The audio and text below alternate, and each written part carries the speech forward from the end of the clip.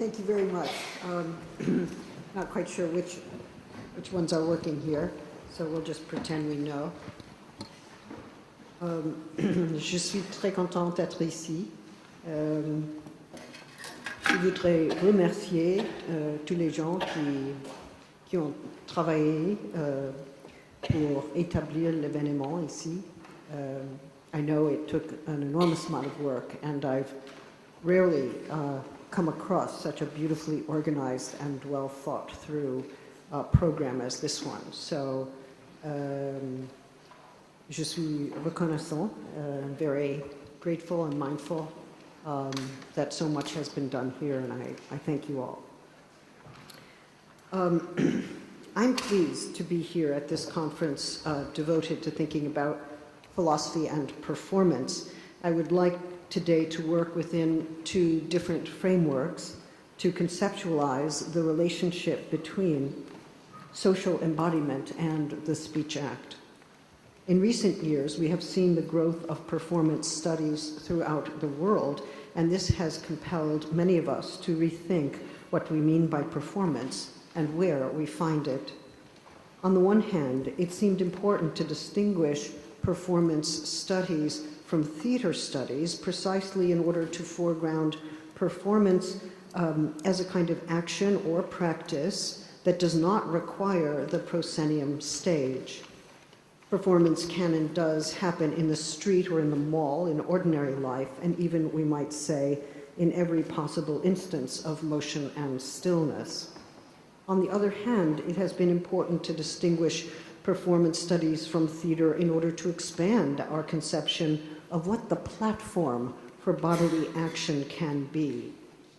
On the other hand, we make a mistake by failing to see the necessary overlaps between theater and performance, since the stage is hardly an unmovable plane, and there are ways of acting in the theater that move both actors and audiences on and off the stage.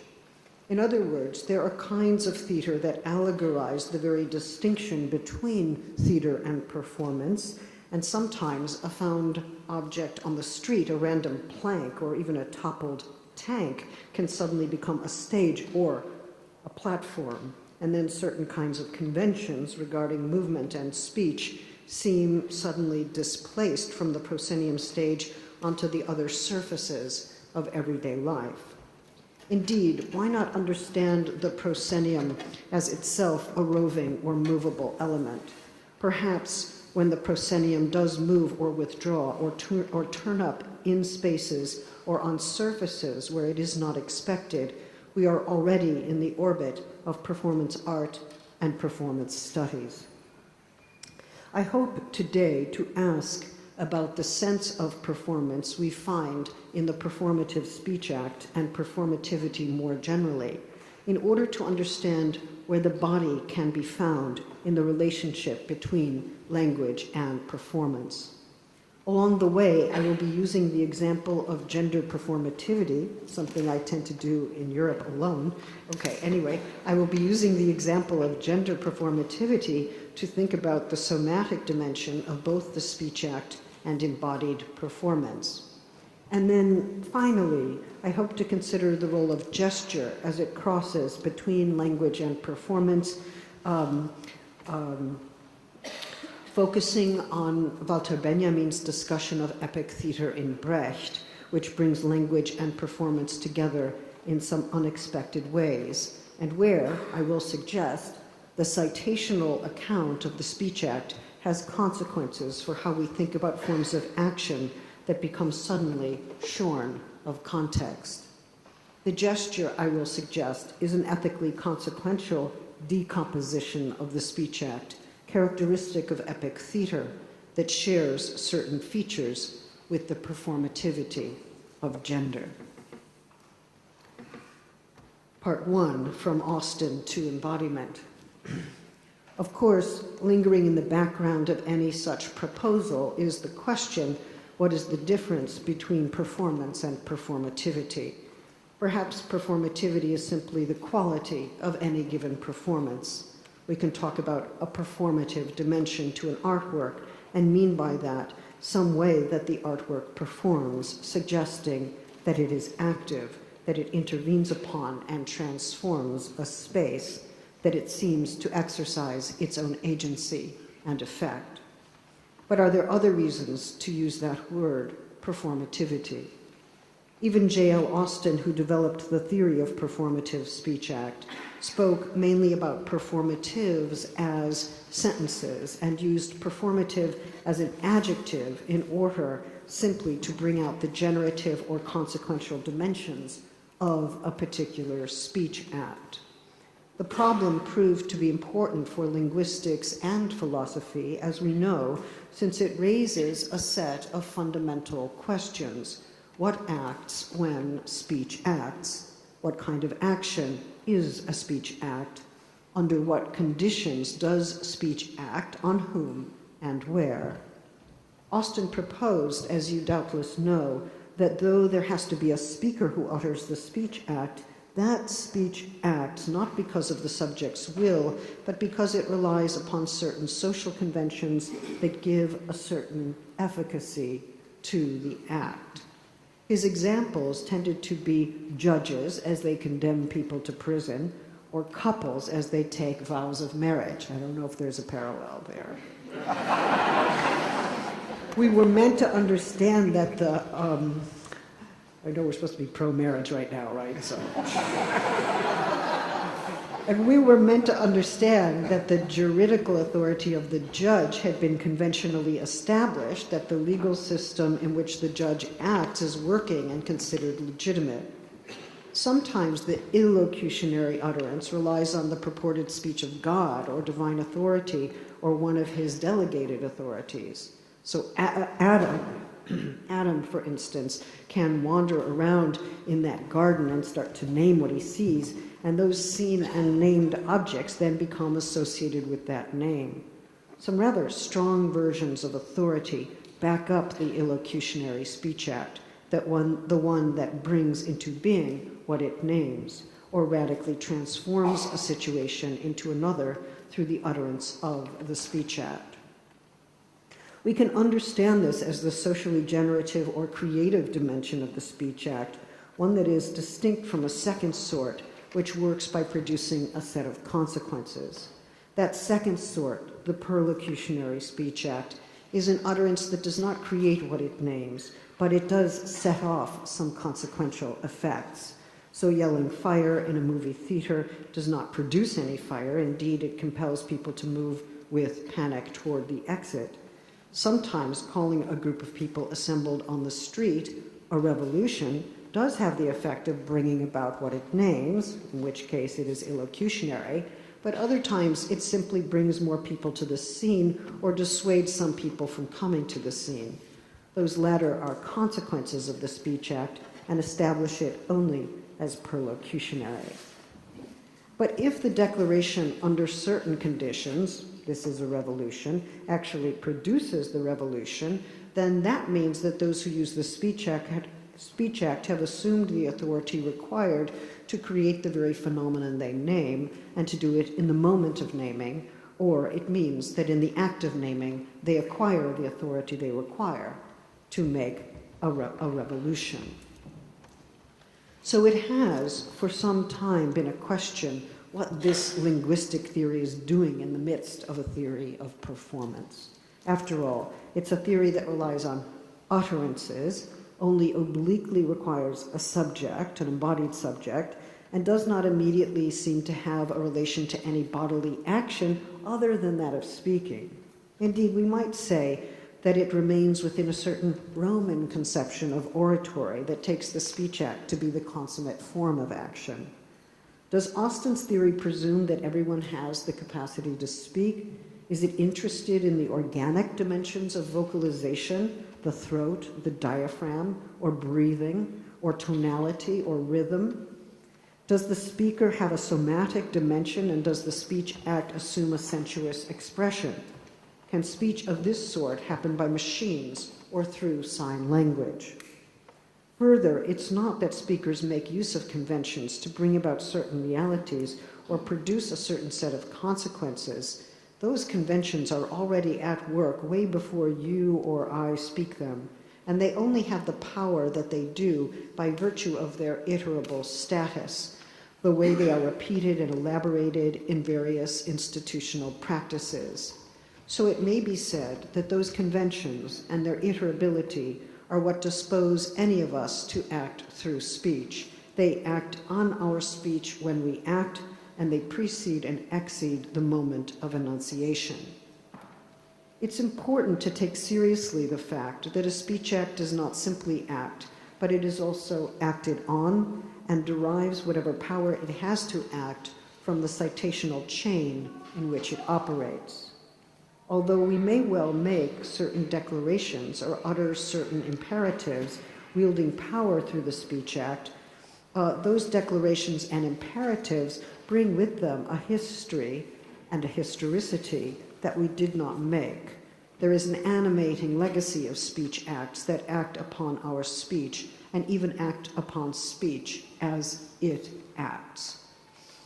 If someone addresses me directly or speaks about me in the third person, and they seek to summarize who I am with a name or a phrase, then that person is wagering that he or she will have or acquire sufficient authority and plausibility, and that the conventions that are required for elocutionary force will be marshaled to support the claim, and that others operate within the same language and with the same degree of knowingness.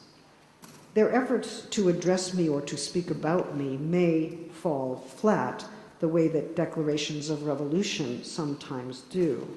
And if someone calls fire and there is no fire, or someone says that the stock market is about to fall, then consequences follow, but only if those speakers are within a certain field of audibility, within a space and time in which the utterance matters, and if those listening are directly affected by the event referenced by the Speech Act. I must have already been admitted into the language and the meaning of such exclamations before I can react to them as something other than imposing forms of noise. All of us are called names, and this kind of name-calling inaugurates an important dimension of the Speech Act, and I'm trying to move slowly towards the question of how this dimension of the Speech Act actually involves a somatic dimension. After all, it's not the case that we only act through the Speech Act. The Speech Act also acts upon us. There's a distinct performative effect of having been named as this gender or another gender, as part of one nationality or a minority, or to find out that how you are regarded in any of these respects is summed up by a name that you yourself perhaps did not know. We can and do ask, am I that name? How do we think about the force and effect of those names we are called before emerging into language as speaking beings, prior to any capacity for a speech act of our own? Does speech act upon us prior to our speaking? And if it did not act upon us, could we speak at all? And perhaps it's not simply a matter of sequence. Let's put the question this way. Does speech continue to act upon us at the very moment in which we speak, so that we may well think we are acting, but we are also acted upon at that very same time? Derrida clearly raised this question about Austin's theory, noting that what we call an act is a citational form, the repetition of what has come before and a break with that prior history. Indeed, one of the major contributions of his signature event, Context, is that we cannot understand the social conventions that make a speech act possible without understanding it as the yield and the enactment of a citational chain. So there is a historicity to the Speech Act, one that is citational, depends on iterability, and that means that although the Speech Act may seem punctual, it is uttered here, it is uttered now, within this space and time, it's only operative by virtue of referencing contexts that have vanished. In fact, the prior contexts of usage are invoked and vacated at the moment of the utterance, such that the Speech Act draws upon and breaks with the prior instances of its iteration. So if a certain version of social institutions is at work in the theory, one that calls upon established forms of power and authority, and if certain versions of embodiment and agency are implicit in the idea of the spoken act, then it seems that the Austinian theory of the speech act implicitly or explicitly calls upon an account of social embodiment and its relation to power. It calls upon it, even though the theory itself cannot directly address it. I would need more time to back up that claim, but it's rather clearly suggested by noting how the Speech Act cannot quite get away from the notion of performance.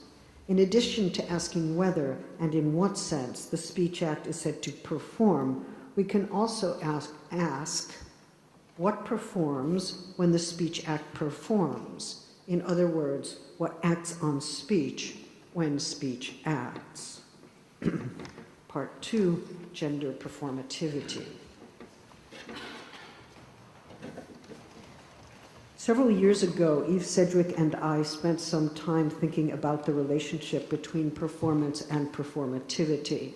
Sedgwick found that speech acts deviated from their aims, very often producing consequences that were altogether unintended and oftentimes quite felicitous. For instance, one could take a marriage vow, and this act could actually open up a zone of possible sexuality that takes place quite separately from marriage, understood as the publicly known and accepted institution that is said to organize sexuality in conjugal forms. She underscored the sense of how a speech act could veer away from its apparent aims, and this deviation was one sense of the word queer, understood less as an identity than as a movement of thought and language contrary to accepted forms of authority, opening up spaces for desire that would not always be openly recognized. I was perhaps initially interested in the metaleptic structure of gender inspired by Derrida's reading of Kafka's story, Before the Law. In that essay, Derrida considered the expectation that the law would one day reveal its inner secrets. He suggested that the expectation itself established the reality of the inner secret, and so operated as a performative. We may think that the enigmatic essence of law produces the expectation that law will reveal itself in time, but Derrida's argument was that it is the expectation that posits the enigmatic essence, a kind of anticipatory performative. That reversal proved important to me as I thought about how several discourses on gender seem to create and circulate certain ideals of gender, generating those ideals, but taking them to be natural essences or internal truths that were subsequently expressed in those ideals. So the effect of a discourse, in this case, a set of gender ideals, was broadly misconstrued as the internal cause of one's desire and behavior, a core reality of femininity or masculinity that was then subsequently expressed in gestures and actions. That ostensible internal cause or core reality not only substituted for the social norm, but effectively masked and facilitated the operation of the norm. The formulation that gender is performative became the basis for many long discussions on topics, including two quite contrary interpretations. The first is that we radically choose our gender. The second was that we're utterly determined by gender norms.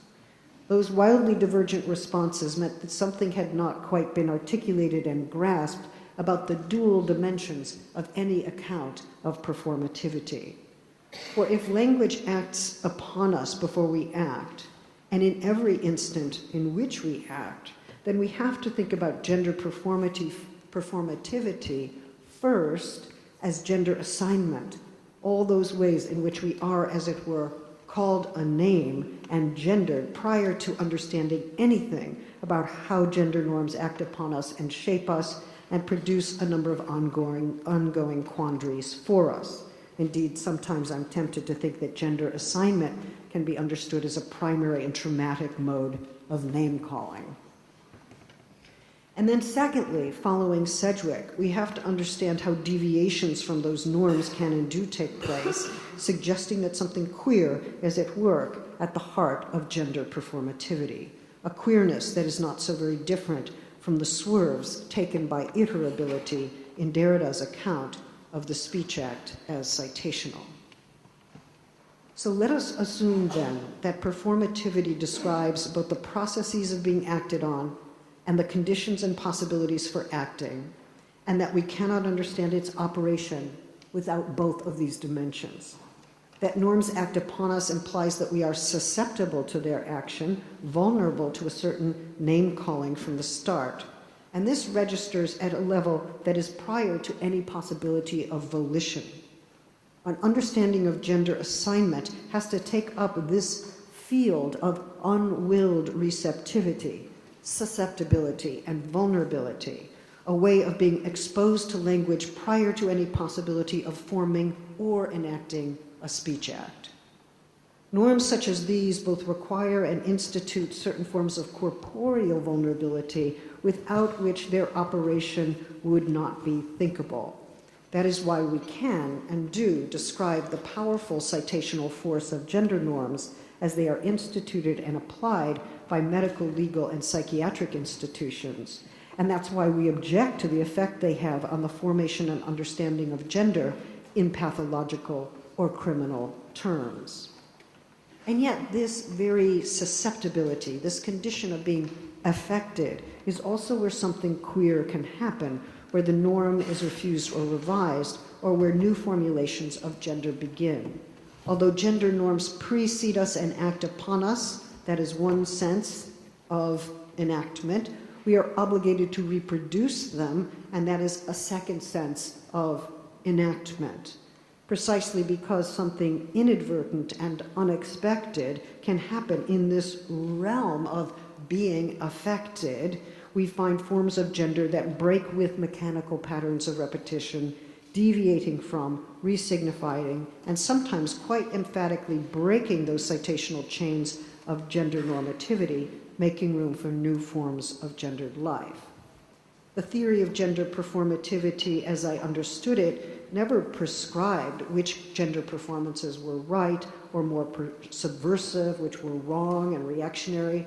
The point, rather, was to relax the coercive hold of norms on gendered life, which is not the same as transcending all norms, for the purposes of living a more livable life. So then, if performativity was considered as linguistic by Austin and by Derrida, how do bodily acts come to be regarded as performative? I want to suggest that both gesture and the citational act traverse the domain of language and performance, and that this dual sense of the performative is not only important for understanding the dynamic of gender performativity, but for understanding how gesture, conceived as both citation and event, might be understood as a critical practice. Am I moving too quickly? Are you with me? Okay. All right. Butler's, am I intelligible? Oh, don't answer. Oh. You disappoint me. No. She just wants to be unintelligible. Okay, that's back. Sorry, little citational event. Okay, having been called a name. Okay, yeah. All right. So my brief discussion of Austin only makes sense in relation to my brief discussion of gender performativity if we can identify the conventions that operate at the basis of the Speech Act with the norms that operate in a broad array of gender-assigning strategies. Both of these discussions are only possible if we can see how the Speech Act affects and animates us in an embodied way. Indeed, the field of susceptibility and affect is already a matter of a corporeal registration of some kind. Indeed, the embodiment implied by both gender and performance is one that is dependent on institutional structures and broader social worlds. We cannot talk about a body without knowing what supports that body. and what its relationship is to that support, or indeed to that lack of support. In this way, the body is less an entity than a relation, and it cannot be fully dissociated from the infrastructural and environmental conditions of its living.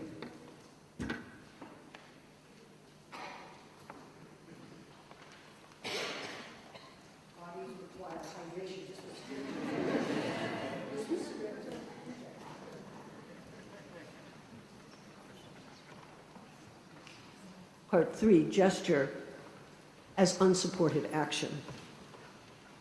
There's so much to be said about this, but I want at this juncture to call attention to Shannon Jackson's recent work, Social Work, her book, Social Work, that argues that performance art has to be understood as requiring a coordinated set of social relations and networks of support, and that it gives us a chance to reflect upon the social organizations of life that secure the welfare and livability of lives.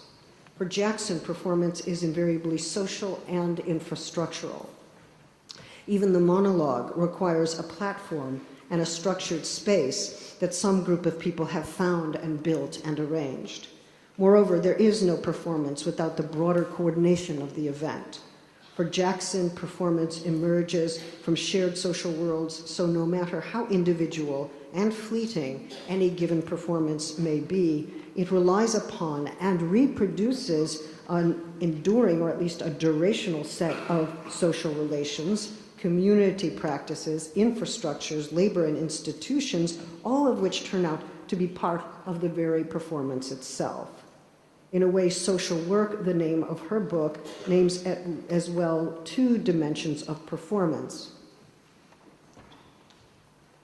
There is a working together that constitutes the social condition and stuff of performance, and there is a chance to recreate community through the kinds of performances undertaken. And all of these compel us to think anew about some rather fundamental theoretical questions. First, are the human and the object worlds that together make a performance possible also what make up the performance? Are such worlds carried and conveyed, made or unmade, in the performances that we do and are, the ones we see and hear, the ones that lay claim to our responsiveness and by acting on us tacitly restructure how we sense the world and come to act as we do? Gender performance shares some feature with what we might more generally call performance, an action that involves a number of people, objects, and institutions, even when it is without a stage, taking place in the briefest of moments, punctual and evanescent. For it's for and with someone or some set of things, always relying on a ground or a background, a platform, or a social world, even perhaps a momentarily passing crowd, in order to come forth as performance at all. And yet, as much as we might contemplate the general social and embodied conditions of performance, we cannot, from this perspective alone, account for the shifting historical specificities of its form, the vexing way that historical time enters into the time of performance and becomes refracted there. Both performance and disability studies have offered the crucial insight that all action requires support, and that even the most punctual and seemingly spontaneous act implicitly depends upon an infrastructural condition that quite literally supports the acting body. This idea of support is quite important not only for the retheorization of the acting body, but for the broader politics of the arts for which institutional support is necessary, and also for the politics of mobility, what architectural supports have to be in place for each of us to exercise a certain freedom of movement. And for the politics of public assembly, are there spaces and forms of social and material support for collective action or acting in concert, as Hannah Arendt would say? In the same way that we claim that the Speech Act depends upon its social conditions and conventions, we can also say that performance, more generally, depends upon its infrastructural and social conditions of support, and that this bears implications for a general account of embodied and social action. I cannot give that account today, though I am working on it. But I want to pause right here to ask some further questions about the infrastructural conditions and conventions that allow for both creative and consequential action. For instance, when traditional supports fall away, what form does action take? When the absence of infrastructural support becomes the very reason for action, and when we act precisely because there are inadequate forms of institutional support for the lives we are trying to live, how do we understand such action? Perhaps it is supported by forms of solidarity that emerge among people who have lost their ground, or that feel that their lives are being lived without the kinds of traditional supports that lives require. On the one hand, if we maintain that infrastructure is necessary for human action, we help to debunk the idea that we each individually act from our own strength or with our own power, that we are self-sufficient and self-motoring, and that social conventions and social institutions more generally do not provide necessary support for our actions. We can, through this perspective, de-ratify forms of individualistic autonomy that consistently efface the social conditions required for efficacious action and livability. On the other hand, if we assume that such infrastructural conditions are necessary for action, that none of us act without infrastructural conditions that support us, we could inadvertently commit ourselves to the proposition that only those who are already supported can truly act. In that case, we fail to grasp how those who are deprived of adequate infrastructure can and do mobilize resistance to the conditions of accelerating precarity and inequality. Right? So we need to be able to take account of that second dimension. These latter forms of mobilization are what we have witnessed in the last few years as crowds gather to object to increasing social and economic inequality, to increased precarity and unpayable debt, to the rise of securitarian and authoritarian modes of power, and to the new and old forms of fascism that are finding their way into state and regional governments in your neighborhoods. To understand that task, I want to take another turn, which is to consider the relationship between citation and gesture in Benjamin's account of Brecht's epic theater. It may seem like something of a stretch, but let us remember that Derrida's own critique of Austin relies on an idea of citationality that I would suggest first emerges in Benjamin's reading of Brecht and Kafka as he works out his theory of gesture. Okay, controversial. Avital, tell me if I'm wrong.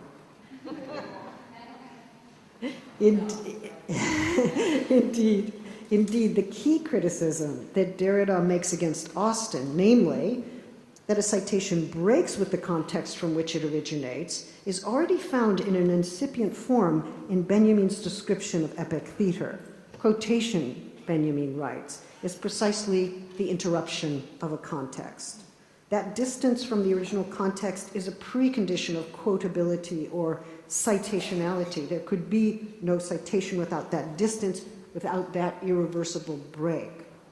For Benjamin, this leads to the conclusion that epic theater, which relies on the narrating of deeds with explicit commentary, is quotable, is marked and defined by its quotability. It is constantly breaking from the context of the play to speak didactically, but also lifting utterances from their functional purposes and displaying them in quotable form. The where and when of a quotation is always to some extent lost in the moment of its emergence and display. The citation marks the moment in which the everyday context is suspended or lost, and so the quotation becomes a gesture, that is, a truncated form of action that has lost the context of its established intelligibility. Benjamin's own brief essays on Kafka refer to the problem of Kafka's incomplete gestures. The gesture was understood as a kind of stalled action, one that could not quite become action, that was something less than a fully formed act. Benjamin remarked that Kafka's literary work divests the human gesture of its traditional supports and then has a subject for reflection without end. Okay, so that's a quotation. Kafka's literary work, according to Benjamin, divests the human gesture of its traditional supports and then has a subject for reflection without end. I'm not sure whether Kafka's work actively divests the human gesture of its traditional supports or whether it finds that gestures have lost those supports, and I am not sure that infinite reflection is a hopeful consequence. After all, that may well be a bad infinity opened up by gestures such as these.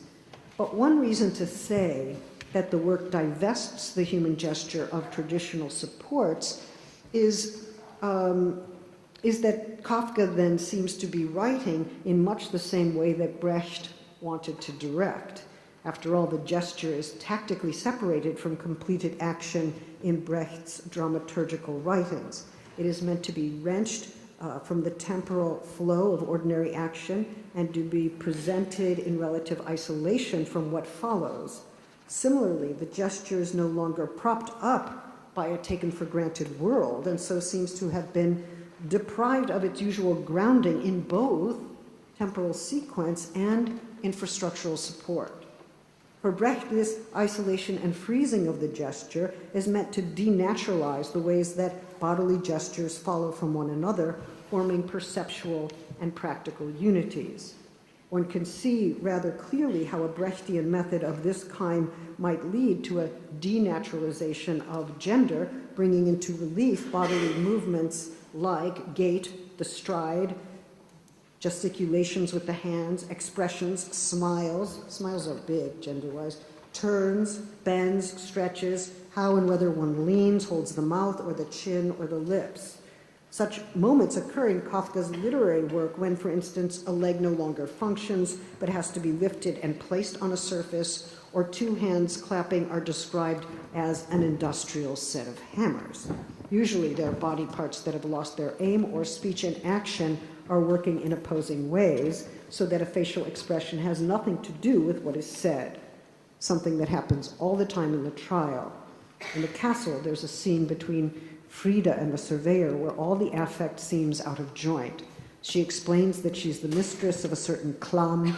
At that point, she, and I quote, involuntarily straightened up a little, and her triumphant glance, which has no connection whatever with what she was saying, end quote. This same kind of disjunction between body and speech happens much earlier in description of a struggle where the body lacks coordination as well. The narrator, for instance, seeks a confrontation with another person and writes, "I screwed up my mouth, this being the best preparation for resolute speech, and supported myself by standing on my right leg while resting the left one on its toes, for this position, as I have often experienced it, gives me a sense of stability," end quote. Adorno, responding to Benjamin, suggests here that gesture crystallizes the way that what the body does and what is said are disjoint. A certain unmasterable arbitrariness characterizes the relation between what the body does and what the person says. In other words, it would seem that the gesture allegorizes the decomposition of the speech act.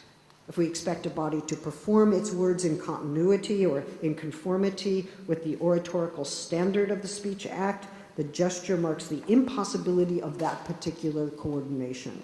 Indeed, the problem is not that such coordination happens not to be possible now, but that that possibility is now historically lost. Gestures such as these approximate what happens on the Brechtian stage, at least in theory. The motion and integrity of the body seems to be at issue in both.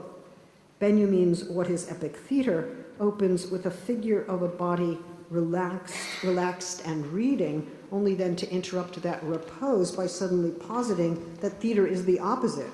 Sitting, or indeed standing in the theater, the one who follows what happens on the theatrical stage is described as rapt. He is said to follow the action with every fiber of his being.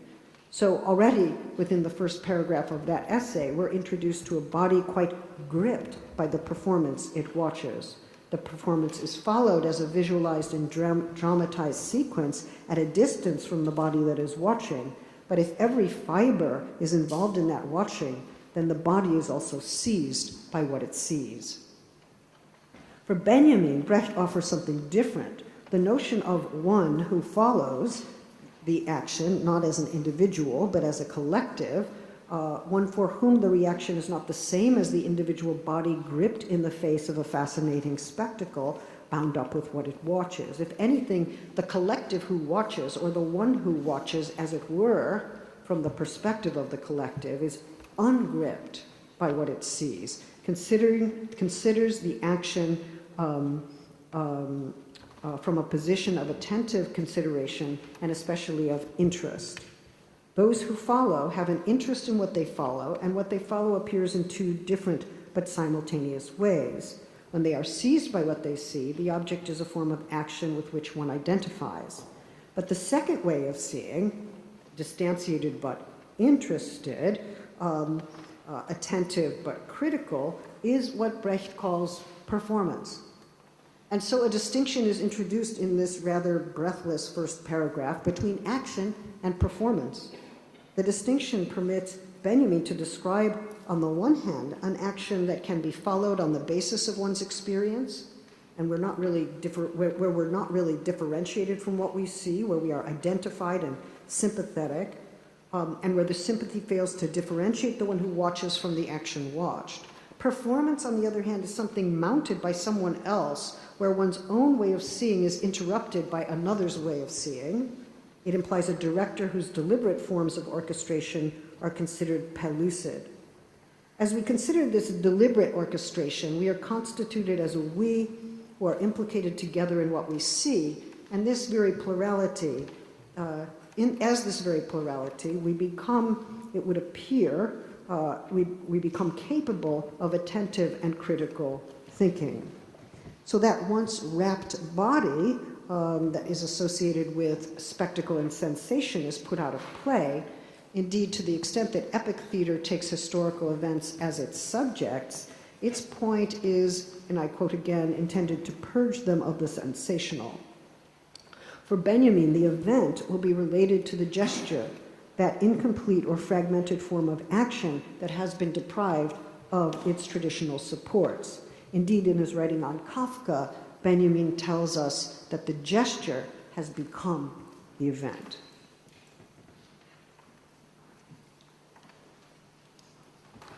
What constitutes, then, the truly epic process in Benjamin's terms must have to do with a desensationalized and thoughtful relation to the course of historical events, one that Benjamin will call critical. It must center on events rather than on outcomes, and in this way is distinguished from tragic drama, which it seems relies on suspense and so recasts the importance of events as actions and finds their meaning in the ultimate human destiny to which they lead. So in focusing on action, the audience not only recognizes that it is itself constituted as a collective, but that its own dispassionate and critical attention to the action on stage is part of what constitutes that action as such. At one point, I would say actually constitutes that action as performance. At one point, Benjamin writes, this collective thinker is not dissociable from the action, but constitutes in fact the hero of the drama. If this is true, then the action takes place not merely on stage, and certainly not over there on the far side of an epistemological divide between seer and seen. The thinker in this scene is off the stage, but part of the scene, and he or she is an individual, but also a collective, though it remains difficult to distinguish the two. Whatever thinking happens traverses the distinction between individual and collective, though it may not utterly override that distinction. What happens when this form of thinking is deliberately orchestrated, as it is in the case of performance, which implies directorial agency? Thinking that is called thinking is under contemporary social and economic conditions displaced from its usual context and from a naturalized understanding of everyday life. Indeed, the thinker, the individual and plural subject, is jolted from the natural attitude through a series of interruptions. Indeed, interruption is what leads to astonishment, Erstaunung, in the face of the circumstances under which everyone lives and works. These circumstances are historical conditions of work that are exposed and delineated precisely through the presentation of events that are frozen or decontextualized in certain ways, removed from what passes as the natural and the ordinary flow of existence. In effect, the deliberate task of the director is to educate the audience to be astonished. Of course, I have some objections to this, but I'm just going to let them go for a moment. Disposed toward a critical astonishment that is no natural or immediate inclination. This is an astonishment about the historical conditions under which they live and work. This is a specific performance of epic theater and what distinguishes it from, say, Aristotelian action. To undergo this astonishment and to see or behold these conditions of life, one cannot start with identification or empathy or rapt attention. On the contrary, one starts with verfremdung. One is startled by verfremdung, a sense of alienation from those conditions that become astonishingly there to see as if for the first time. They become graspable only through a dehistoricization, a break or rupture of such a kind that these conditions can no longer be contextualized. They break out of the continuity of history, we might say, and the naturalized understanding of social relations. Perhaps we can now see how Benjamin's version of Brecht enters through a side door into Derrida's signature event and context. And perhaps as well the resonance with the theory of gender performativity is on display insofar as that theory sought to transpose and animate the somatic dimension of the speech act for a bodily enactment of the performative.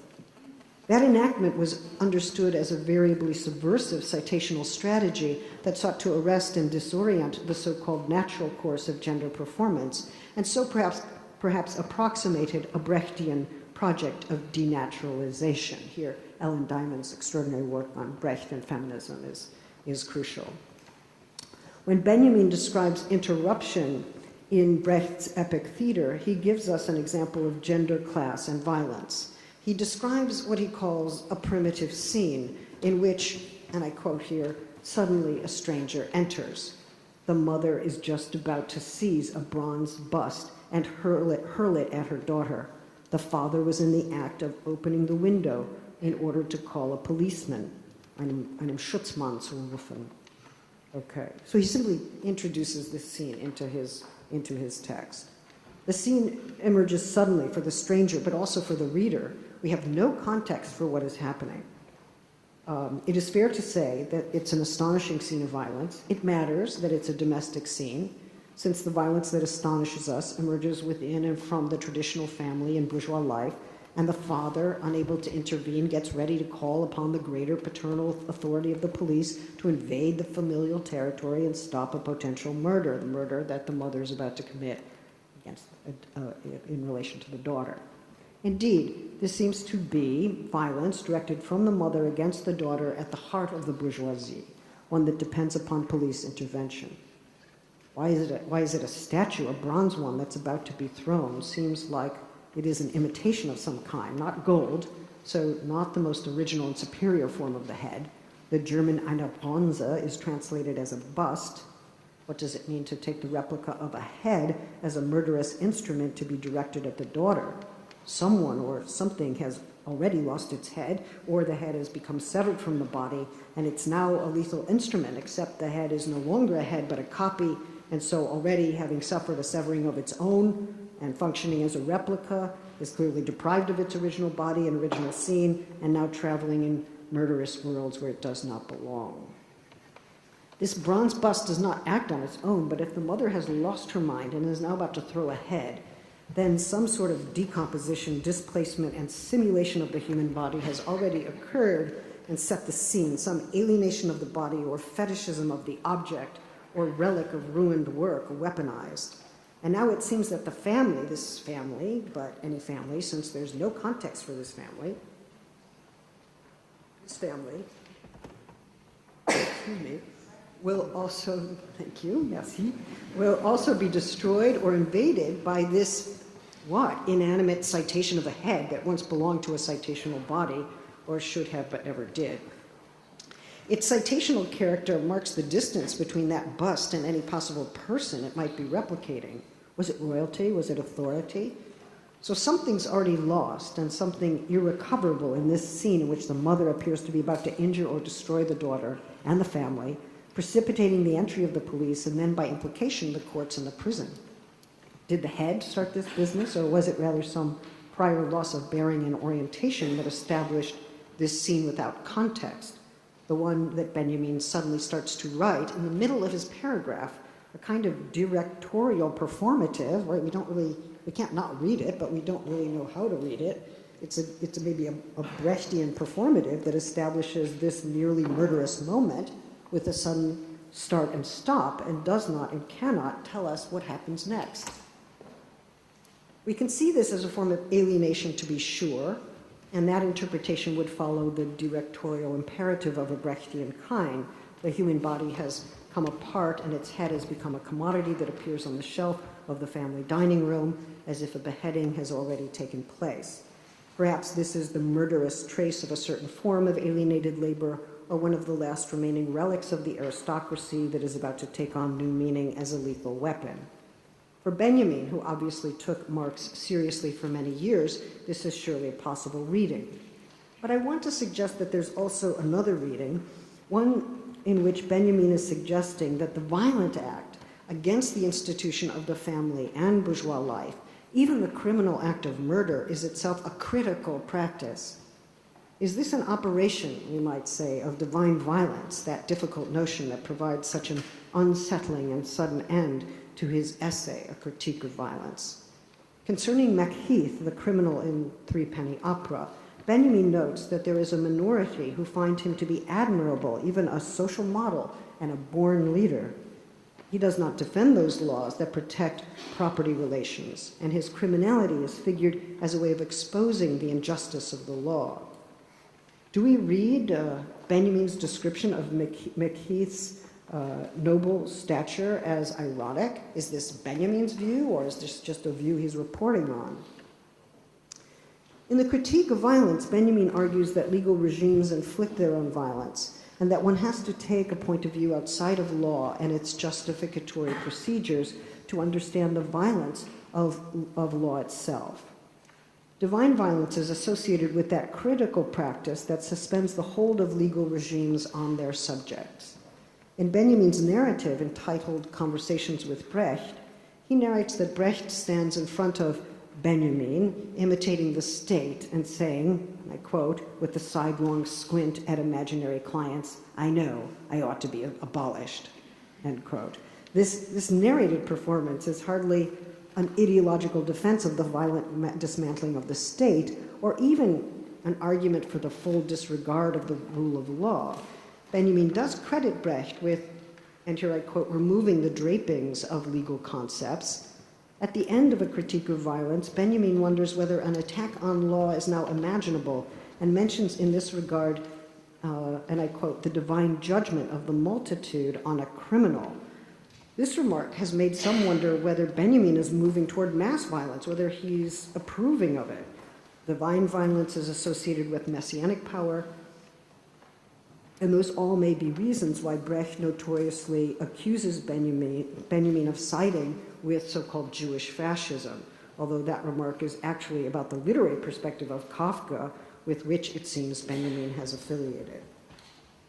And yet in those examples, these examples of potential violence, and in the scene that Benjamin effectively directs in his essay on Brecht, something else seems to be going on, since no completed picture of a destructive action is ever offered in either text, neither in the essay on Epic Theater nor in the Critique of Violence.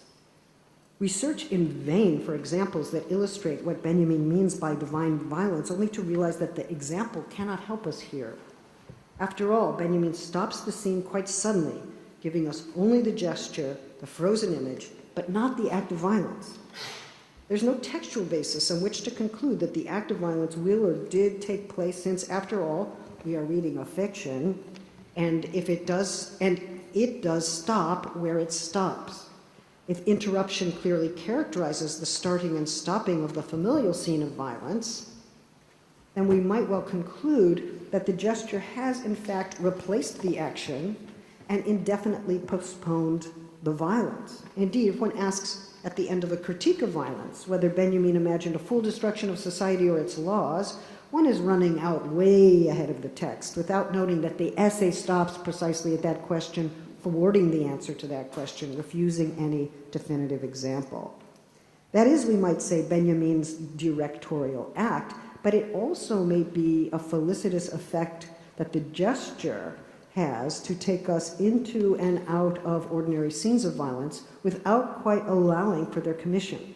In other words, the gesture stops violence at the moment when it seems ready to become action.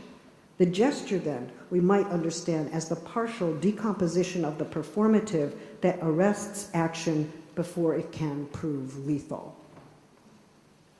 Perhaps this kind of stalling, cutting, and stopping establishes an intervention into violence, an unexpected non-violence through an indefinite stall, one affected by interruption and citation alike. In other words, the multiplication of gestures makes the violent act citable, brings it into relief as the structure of what people sometimes do or almost do. But it does not quite do it. Indeed, it relinquishes the satisfaction of the complete act for what may prove to be an ethos of restraint. I know that Freddie Rokem will draw our attention to this passage and to some others, so I will bring my own remarks to a close. I want only to add that there's a horizon within which the threat of violent destruction suddenly emerges in the story that Benjamin tells us, the scene he directs. The institution of the family has already come apart in some rather consequential ways, such that the mother, which mother, might threaten to hurt or kill the daughter, which daughter, with some replica, some ruin, some dismembered and displaced copy of a head that is far removed from any original context. The mother, after all, does not throw that bronze statue, at least not in the scene that we're given. She's only poised to throw it.